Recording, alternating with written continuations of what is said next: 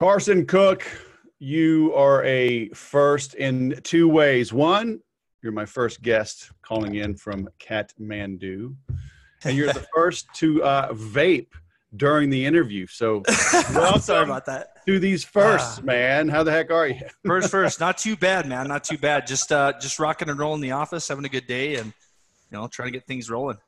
So for our listeners, I usually remember if we got any potty words, but we'll warn them again up front. There'll be a couple potty words because you wrote a book that you sent me called No Shit Sales Journal, a confidence, common sense, and practical guide to sales. What the heck, man? What's this all about?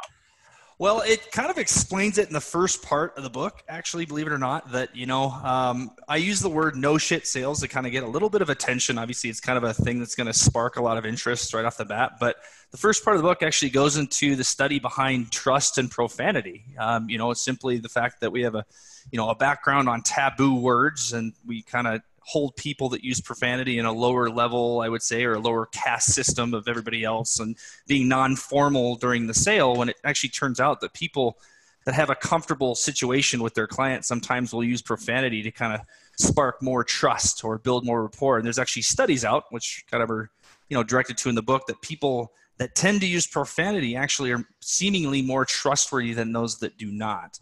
But that's just kind of one of the points of the topic of the book that starts off that, kind of shows that there are a lot of things in sales that I would say in particularly that, need to be trained a little bit better on. I would say just basic communication stuff that you would learn in school and high school, and be obviously if you were going to go on to higher education, if there was such a thing for sales, it's not sales and marketing, and it'd be a college course. But other than that, that's kind of the reason behind the title of the book, get some attention and realize that there are some things in sales, even if you've been in sales for 40, 20, 30, 40 years, that you might have missed out on, that might spark some interest. So that's why. So you're saying there are studies. So they've studied salespeople with potty mouths. Is that what you're saying? That's what I'm saying. And I wouldn't just say salesmen with potty mouths. I'd say people in general. They took a group of people and did surveys on trustworthiness. How would you appear trustworthy? And those that actually used profanity had a better impact on people and their communication with appearing trustworthy. Not necessarily saying that they were not trustworthy or not, but those that actually do. And I wouldn't say all the time. I wouldn't say that, you should go to a sales meeting and, use profanity, cuss, and, become that kind of a person. But if you'd like to emphasize a point, I'd say that there is a place and a time inside even a same day close portion where you might throw out, a word of taboo that might spark interest or, if you're on that comfortable level with your client, which, is your goal. You want to build up that, build up rapport and trustworthiness as fast as physically possible, even in a long sale. How do you know when it's safe to use profanity? I would say it probably has to go off of experience. Obviously, if you don't use profanity in your sales pitch, I'd say you're probably not going to use it the next time you go. But, at the end of it, if you feel like that customer is now your friend and you feel comfortable putting your arm around them, or they feel comfortable putting your arm around you, maybe let one go, and see how they react. Believe it or not, that's kind of a, treat a client as if they were your friend. Treat a client as if, let one go. Are you talking about cutting the cheese, man, or dropping the No. I would just using a swear word. I don't know. Maybe using it, like I said, maybe using a word of taboo to emphasize your point. I mean, the thing is with profanity, I'm not a big fan of profanity. That's not what I'm advocating for. I'm just advocating that there are, in the book, it kind of goes into other ways or other situations where, we've been taught not to use profanity with the sale because it's not formal. Well, sometimes you don't close the deal because you're formal. You close the deal because you're in a connection with your client. You're face to face. They trust you. And, if you feel comfortable with a friend on the weekend and, doing this or doing that, or you let something slip. I mean, even my wife will hit her head and she'll say shit, but other than that, she wouldn't say that in front of her parents, but she'll say it around me because she's married to me. I don't think there should be any difference between that and, feeling that comfortable around a client. The more comfortable you are around a client or in a sales presentation or a pitch or, hell, even on stage, as it's going to get the audience and the people involved and engaged more trustworthy of what you're saying. So, and that's not what the whole book's about. Obviously, that's just the first part. There's not a lot in here on profanity, but it does get the attention. So what else? What else is common sense in sales? Because I see most salespeople do not have common sense. Correct. We just bought a Tesla, and very nice. But I looked at other cars. I looked at the Chevy Bolt. I looked at Hyundai has come out. They got a little Kona. They got an e-Kona. It was actually a decent car. But I mean, the Chevy Bolt, the Chevy sales guy, he was younger, but not a kid. I mean, he was probably early 30s, old enough to know better.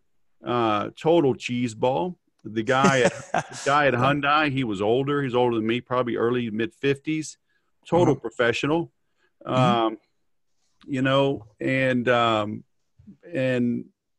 I would have bought, if the Tesla didn't exist, I would have bought the Kona, even though it was a little bit smaller, because I liked the sales guy at Hyundai dealership, right? But why are salespeople historically just so bad?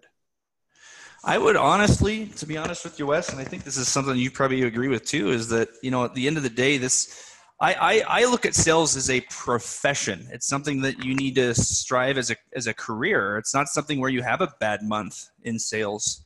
It's not something where, I'm paid on commission, but everybody should be. In my opinion, as a career, some of the highest paying jobs in the United States in the industry is sales. But yet it's not taught in schools. It's not necessarily a subject. When you go into college and you take or even high school, a sales and marketing class, it's not sales, it's marketing. It's doing things to get a customer to call you. But yet we're the infantry of every major organization out there. We're the ones that are on the phones face-to-face with clients, which is the first part of a 7-second bias, or at the beginning of the close. So we're the infantry to the army. And if we don't have a good infantry, the rest of the army's shut. It's gone. But we don't receive training on it.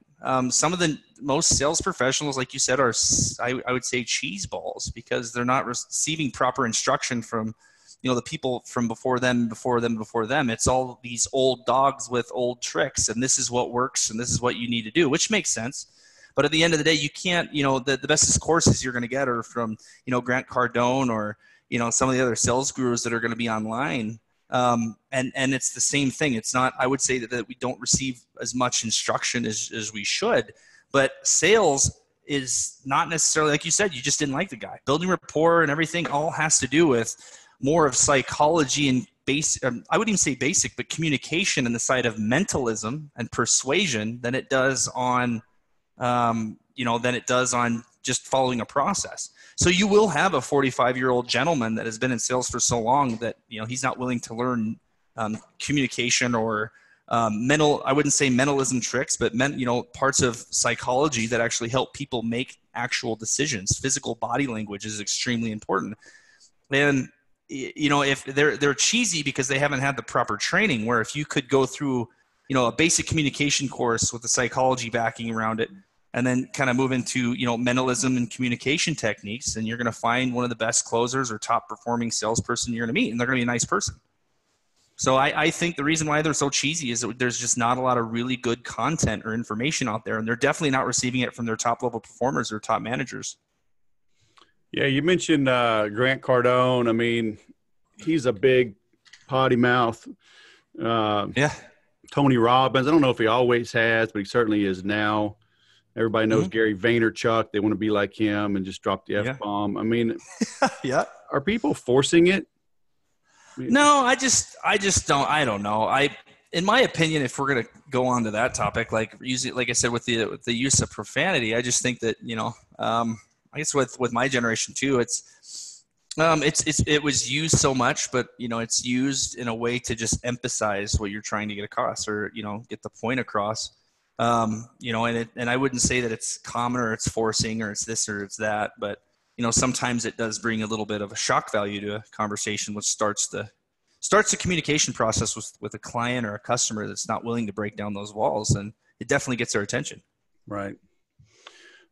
So can an individual salesperson just ramp up things on their own? Do they need a mentor? I mean, if they're in a high pressure place, the company, it's not very conducive to, it's not a nurturing environment, let's say. No, it's not. Do they need to just get out of that environment and go somewhere else? Or can you bloom where you're planted?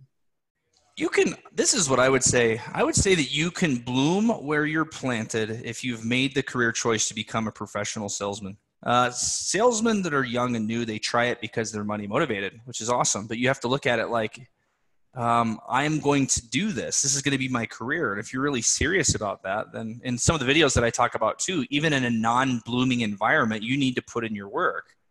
You need to find courses if you need to better your communication. Always ask questions you need to learn. The good part about me understanding the sales game is that, it's the Shark Tank. It's the top, the always competing, the fighting, the constant battle back and forth, and that psychology breeds, it breeds a competitiveness to the point where when I sell more than you do this month, I'm going to flaunt my stuff. I'm going to show off to you.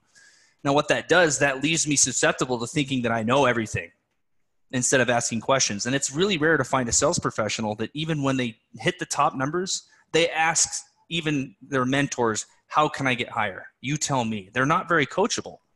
So one of the best things that I suggest, honestly, if you want to bloom when you're a younger sales professional, is find someone that can teach you, find someone that you relate to, but then find the number one person in your industry.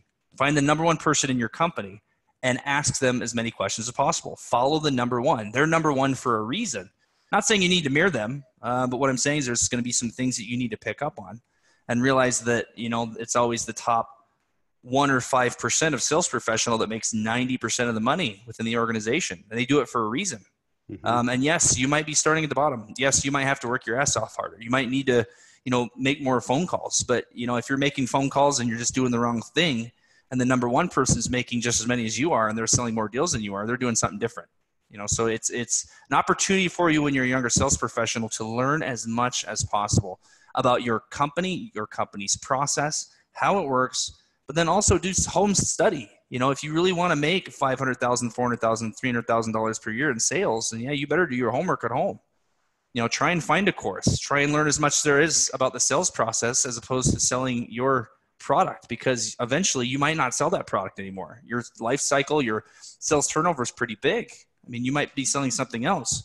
So instead of focusing so much on learning about that product and the company and this and that, you want to learn the process. But I think what you need to do is learn how to sell. Once you can learn how to sell, you can sell anything. Amen to that. You talk about here, rapport and persuasion, influence. How is the internet changing things and social media changing things? Is it easier to build rapport? Is it harder to build rapport?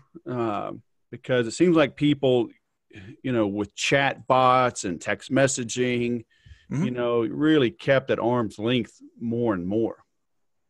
That's exactly right. I think my personal opinion on it, with a lot of digital marketing agencies that are out there, we actually just started another branch of our office called Centrix Local, which is going to be basically we have a bunch of tech gurus that are digital marketing guys. They're amazing. Our guys setting it up. But basically, I think the social media stuff within sales does a really good job of almost like how we named this book, for example. When someone says shit, it's a click baby. It's something that someone wants to, whoa, I can't believe you just said that. Well, with social media, that first 7-second bias is just to get your attention. But even with automations within ClickFunnels and stuff like that, you'll find out that a lot of it still requires face-to-face communication. It still requires someone to give them a call, some sort of outreach, which is even what Centrix is, like our current company. We're a call center. We reach out. We're on the phone sales, which is still a need. So I think, it's kind of made it a little bit more whatever. And it kind of also takes the idea around, sales professionals, everything's become so automated. Is my job in jeopardy? And I still think no. In sales, there's always going to be some sort of opportunity within the sales pipeline where someone has to be on the phone, has to be selling, has to be face-to-face, especially when it's something that's a big ticket item. You're never going to buy a corporate building on the internet if you've never talked to anyone before. So right. NLP. I've read it. I've had a couple of NLP practitioners on the show. Mm-hmm. Obviously, Tony Robbins took it to a whole new level, kind of brought it mainstream. Yeah. Is it is it a gimmick? I mean, is it needed? I don't think I use it. I mean, I haven't studied it well enough to be even what I claim proficient. But I mean, mirroring, pacing, or whatever. I mean, is it gimmicky? Should we try to learn it? Should we use it kind of like salt, just a little bit to flavor? Should we try to master it? I would say that, especially in this book, this is a very, very basic starting sales book. This is for someone that's out there. There's only a little tiny bit out there on neuro-linguistic programming. And there are studies on both sides of the fence. They say that there's a lot of people that say mirroring and doing this kind of stuff actually doesn't work. And then there's, on the other side, there's saying that, mirroring is actually a very visual, auditory, and kinesthetic response that the animal kingdom also uses to show hierarchy and authority. So neuro-linguistic programming and mirroring, neuro-linguistic programming, these communication techniques for me were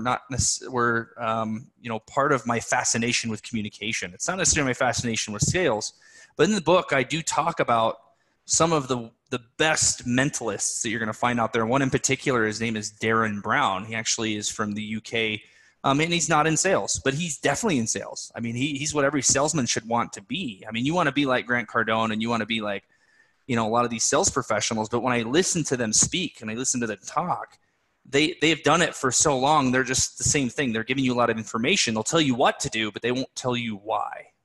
Now, Derren Brown is a person where he can walk into a room, and I guarantee you, I don't care what you're selling, he's going to have a 95% closing ratio. Why? Because he communicates extremely efficiently, and he'll tell you why they made that decision. And it's not him persuading them or tricking them. Yes, a mentalist has more than the ability to persuade and to actually take this power out of, there's actually, believe it or not, there's a really crazy show where he set up this whole thing where he convinced someone, a regular random person, and it was they did it 5 times. It was a trial, but and it was a master show in the UK. It was really, really big, but he convinced the regular general person that at that point it was in their general interest to kill someone. Now, there was a bunch of disclaimers and all this kind of stuff because the lady had gone and pushed the person off the building. Regular person that they picked, right? And this was after 4 hours worth of a show. But all I'm saying is that that's the power of communication, the power of persuasion can be taken to an extremely dangerous level. But in the hands of an extremely effective sales professional, that's a very, very, very high paycheck. So in neuro-linguistic programming or mirroring, my thing is that I think that once you have some basic communication skills down, if you're going to choose sales as a profession, you should do some extra study. You should outwork and learn to master certain skills that are going to really help you along your way to help persuade more clients. As we see, you want to be a mentalist and use your power wisely, but a hypnotist and a mentalist are some of the best sales professionals you will ever meet. And it's because of the techniques that they use to communicate. For sure. I don't doubt it. But is it ethical? I think with the power, I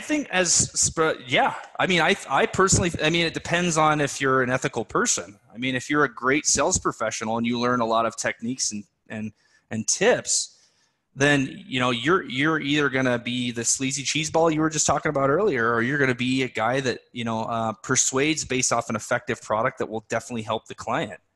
Of course, comes with power and communication comes responsibility. So I think it's ethical to learn skills if you want to become a master sales professional, but you need to keep yourself in check. I mean, you don't need to be that sleazy cheeseball. You need to be a person that actually helps the customer. I would say that even with these persuasion techniques, the product will never sell itself. With none of the bells and whistles and this and that, even if it's the perfect fit and the client will benefit that drastically and they'll get the most benefit from that product, you're still going to need to make them feel comfortable and persuade them into a situation where you're selling the right product to the right person for the right reasons. And if they don't buy from us, we can make them jump off a building.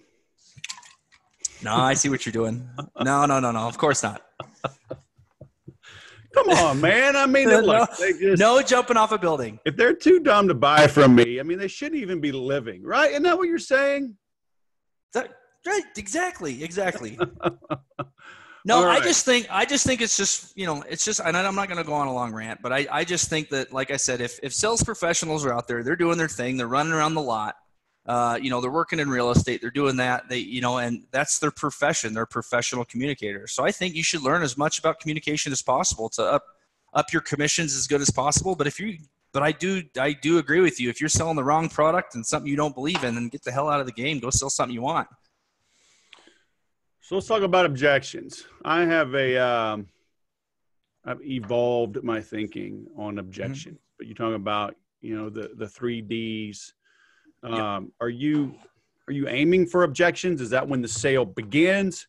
Do you want to not have any objections, kind of diffuse everything before it even pops up, so it's a smoother transaction? I mean, what's your take on handling objections? I think my thing on objections is this. The chapter on objections in the book is very basic. It's kind of some of the firsthand knowledge and a few different techniques that you can use when you're handling objections. But my actual and full-on view of objections could be same thing. It could be a whole nother book. Is that objections are just concerns. They're concern. They're not.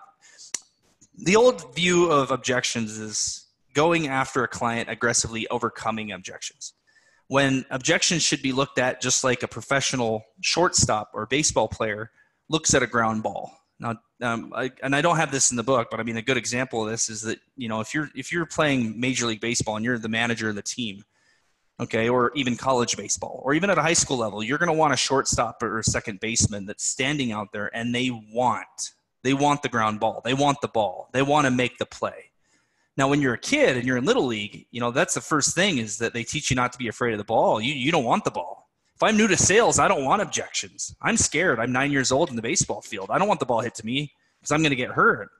But you want the athlete or the performer out there that actually wants concerns, and you want to meet those concerns with your client. Objections are good. I think objections are good because they're an open part of discussion. And once we get to communication, then I get to display my sales tools and my techniques and my ways around that objection, or my ways with the objection with the client through the objection. And it's just a concern. And if it's, you put your arm around the client, you go through that objection and meet that concern, and, don't assume communication within your sale, which is what I always like to talk about. So if there's an obvious objection or concern, I like to bring it to the table for my client first. Okay. Because then I see them, they might have a concern and they'll go like this. They'll go, yeah, and then they kind of look at me, and you can tell that there's not as much rapport there built yet, So I might bring that objection out. I know exactly what you're thinking, client. This is what you're thinking. Most of my clients think this way. Let's discuss this. And then they go, oh, wow, you knew what I was thinking. Yeah, because I want the ball. I want the ball hit to me. I want the objection discussed.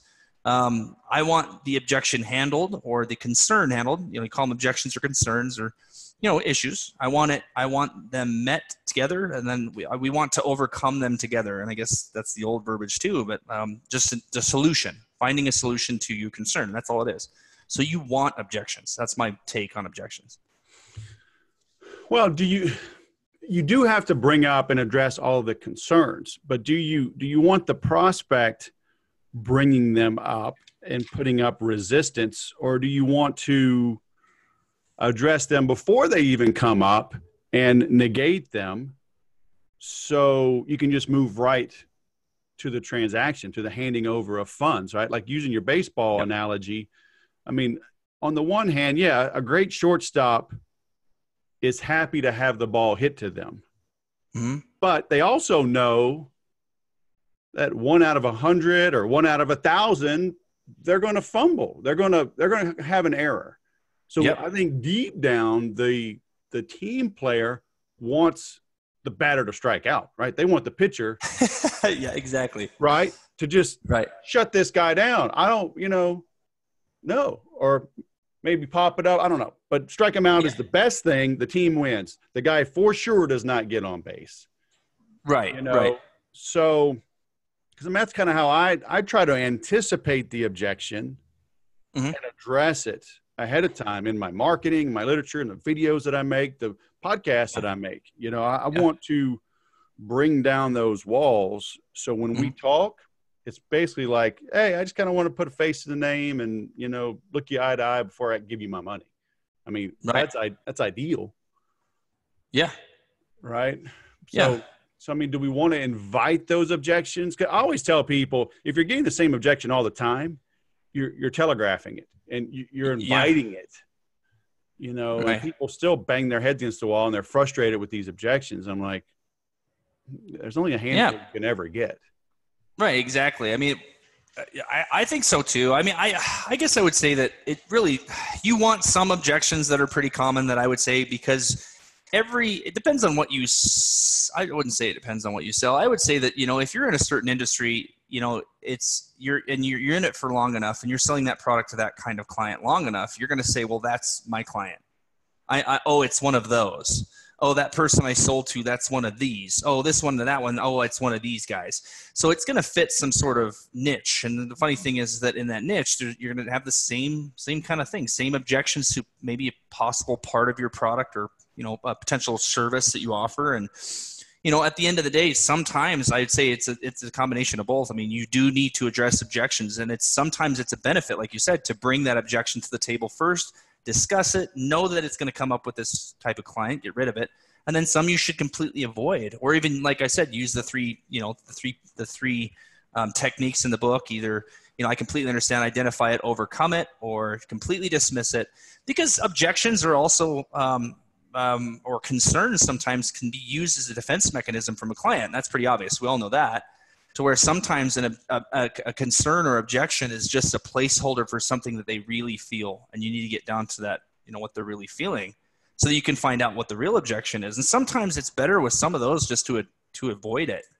Right. And that's basic communication too. I mean, that's not just like you're tricking them and you look at this book and you say, well, some of these techniques are manipulative, but this is exactly what the fascination with sales and communication is in the first place. It has to do with the relationships with your wife, your kids, everything. You sell all the time, so sometimes it's better to ignore an objection. It's okay. Even with the customer, or to bring it up. Sometimes it's better with your wife to discuss something and meet the objection real quick before you get into that fight, or before you solve the concern, and it's not even a thing. It's not even something you even remember, but you did it, right? Can you ignore an objection? Yes. And for example, like an example in processing, sometimes a customer will bring up an objection that doesn't hold a lot of weight. It's a concern in their mind that you know that they're just making conversation. It actually is going to disrupt the communication within your sale. It's going to kind of derail it a little bit, or it's going to, tangent it. It's going to, you can discuss it and explain something, but that line of action, you've been down that path, might not result in the close, or it might not result in, hey, it's been too long, or it's just not right. To just say, you know what, don't worry about that. We're going to cover that later. And then they go, oh, okay, no problem. And if you never cover it, the funny question is, if you never cover it later and you end up signing the deal anyway, did that objection really mean anything to you? No, you didn't need to cover it. Just ignore it. So sometimes I tell people, don't answer unasked questions. Like in real estate, somebody, like you're showing a home and somebody goes, oh, these bedrooms are kind of small. Typical realtor just starts explaining things, blah, blah, blah. And I'm like, they didn't ask a question. Right. They just made a comment. These rooms are kind of small. So, I might just turn around and say, the rooms are kind of small. Yeah. Turn it around on them, right? Or yeah. Rooms are kind of small. That's not too bad. Let me show you this room over here. Let's get them on something else. Now, let me ask you this, or ask them another question about something else. Get them off the small rooms. I mean, you'll find that out later if that was really important. Well, if it's a real objection, they're going to put their foot down and go, oh, no, this room is too small. No, exactly. We have this and that. My husband works from home. We got a baby coming. Then we need a nursery. We need to have a pull-out bed and a couch in that room. But no, this room won't work. Okay, that's an objection. But yes, like, oh, these rooms are kind of small. That's not an objection. No, right. And then if you take the bait, or you miss the communication, you miss the sign that that's nothing that should be of interest or importance to your sale, or to helping your customer pick the right place, right? Then you might go down that path and say, oh, it's too small. Let me show you a bigger one. Why is it too small? Is it so now you've you've taken the bait and you've started a line of discussion where now actually, you know what, that could have just been a thought. Now they're actually thinking, because you screwed up, that it is too small. Mm-hmm. Now you've just created a fake objection, or a non-concerning objection, into a bigger deal. And I tell my guys that objections are only as big as you make them. Yeah. I mean, if you really want to cause a problem for your client, then just cause a problem for your sale. Just make their small objections or comments into massive ones, and then you're really shooting yourself in the foot. But if you treat it, that's not a big deal. Don't worry about it. It's not too small. Then there you go. Yep. Cool. So how'd you end up in Kathmandu? Ooh, long story. Back in 2013, we started Authorize International, which was it's a merchant processing company, and one of the biggest barriers to entry. You get to know a lot of the owners that are out there, guys that own. We know some pretty big guys that have owned really big processing companies, sold them for millions of dollars, and with their growing and their fast expansion, it's very, very quick, same day close type of sales industry, same day close type of and quick money. The issue is that when you're growing that fast, the biggest expense is marketing. So these guys were spending $200,000-$300,000 a month on payroll just for marketing, and we didn't have that money. So what we did is we traveled to Philippines, we went to Bangladesh, we went to India, and we looked around, and we ended up picking Nepal because obviously it was beautiful and kind of a cool place. And we just did it. We pulled the trigger. We started our sales organization. We got up to 150 people here in Nepal with five, 6 sales managers, built up a very nice portfolio. We've had some, pretty big business owners over here asking us, for all sorts of different stuff. And that's when we started Centrix a year and a half ago. And now we service them. We've even had some of our ISO owners fire their complete, their call center to use our services just because, it's been beneficial. So for us, it's been really, really cool. It's a good opportunity too, to bring our American sales culture to Asia, which is what I love. I love, some of the coolest thing is teaching people these communication techniques where they've never had that style, and they absolutely love it. Yeah. So that's why we're here. Very cool. How often you get back to the States? Believe it or not, I go back to visit my parents every once in a while. I have a brother and a sister that live in the States. I'd say maybe once or twice a year, not very much. We're pretty busy all the time. When are you climbing Mount Everest? I have been to Everest Base Camp, but I don't know if I'm going to climb Mount Everest yet. Do go to the gym in the morning, get my work done, but I don't know. Aren't there like 6 base camps? Yeah, there's a ton of them. Yeah. There's the first main one, and even getting to that one's kind of a task. And then but it's really cool. There's a few of these mountains out here too. There's Annapurna, which is also one of the most dangerous climbs. Actually, more dangerous than Everest, but it's obviously a little shorter, so it doesn't get the publicity. But it's a very beautiful country, man. It takes your breath away. So to get to that initial base camp, do you have to pay, or can you just show up and just go on your own? Like, is it a one-day trip sort of thing? No, you can go. I mean, you can get a guy to take you up there, but it's not like you just like you think. You can't just like get on a bus or get in your car or pay a guy to drive you there. Right. You have to fly into a small city, and then you have to actually fly into Lukla and go on a 2 or 3 day trek just to get there. And the funny thing is, you can't even ride a motorcycle there. Nepalese can't ride a bike there either. You have to fly into this place, and it's all village. It's just completely secluded. And then once you get there, then you trek, and you see Everest Base Camp, and then you trek back, and then you have to get back on the little plane, fly back to Kathmandu, and then you can fly out. So it's kind of even a task just to get to the base camp that it is to. But so what side? I mean, the peak of Everest is technically in Tibet, right? Or is it? It's actually all in Nepal. Is it? Okay. It faces, the whole mountain is in Nepal. Okay. So, and it's the whole range though. And the range is really cool because it goes up into Afghanistan, it goes through down into India, and then the top of, Bangladesh and stuff. Sure. They're the biggest mountains ever. Yeah. Unbelievable. Well, I got almost sort of close to you last year. Visited my son in India. We flew up to very cool. To Jaipur, kind of in the north central part of India. Cool. Does your son? You said you flew there with your son or to visit your son? He was studying in India for a semester. So yeah. Very, very cool. I went out to see him. How did you like India? Flight. Oh, it's very long. How big is Kathmandu?